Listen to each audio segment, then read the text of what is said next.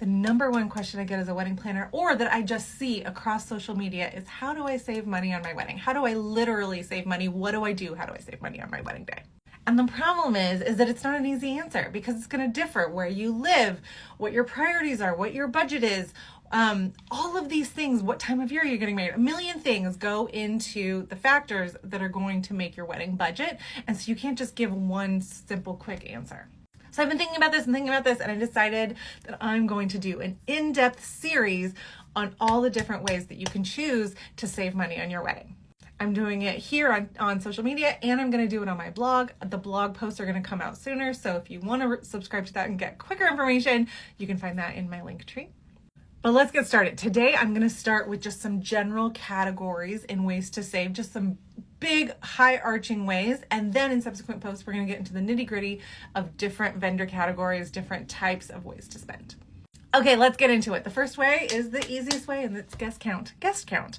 Guest count is going to affect your budget. It's simple math. The more people you have, the more you have to feed, the more they'll choose to drink at the bar. The more rentals you might need, depending on what your venue has: chairs, tables, linens, place settings, all that kind of tableware, centerpieces. The more people, the more you spend, because it's just the more things that you're providing. That doesn't mean that there's not ways to save in there. It's just simple math. The more people, the more costs.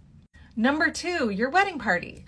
Whether you have a wedding party or not, how big the wedding party is, there will be some costs associated depending on what your priorities are. The first one is floral. Whether you are having them carry bouquets, wear boutonnieres, corsages, etc. If you're doing fresh floral or something else that they carry, that costs something. And then there's wedding party attire. Now, the internet and the whole world differs on what you should do if you have to pay for your wedding party's attire or not. I tend to think that it is a personal choice for each couple, but if you choose and you think it's right to pay for their attire, that's going to cost money. Number three, where you get married. And I don't mean the venue you choose. I mean literally the region of the United States. And again, I'm in the United States, so that's what I'm addressing. But if you live here, you know that there are places that are way more expensive than others in every category, from homes to going to the theater, etc. The same is true for wedding venues and for vendors and all those things, because those people live in those places and have cost of living, and so they're just simply going to cost more.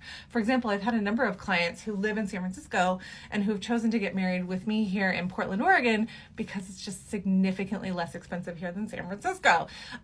Even with the cost of flights, hotels, everything, it's still just hits their budget a lot more or less.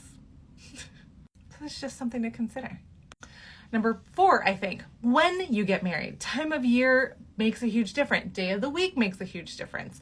All of those factors go into, especially when it comes to your wedding venue, there will be dynamic pricing depending on whether it's a high season for them or low season, or when it comes to dates they have hard time booking, they're going to offer you better rates or lower rates. But I've also seen other vendor categories offer discounts for, say, weekday weddings or off-peak season weddings. That's something to keep in mind when you choose your wedding date. And lastly, number five, I think, wedding favors. Wedding favors are a huge drain on the budget, and oftentimes they are a waste because guests just leave them behind. They just don't want a tchotchke with your name on it and your wedding date. They just don't. My number one advice for that is, if you must have wedding favors, make them useful or make them consumable, make them hit two different categories maybe. Like I talk about on my blog recently, I had clients who did their seating chart and their place cards or their escort cards with their wedding favors. It was the same thing. So two birds, one stone, they made that budget go. They made that budget stretch. I'm saying weird things today. Okay, I'm going to leave it here. Stay tuned for more ways to save on your wedding. And happy wedding planning.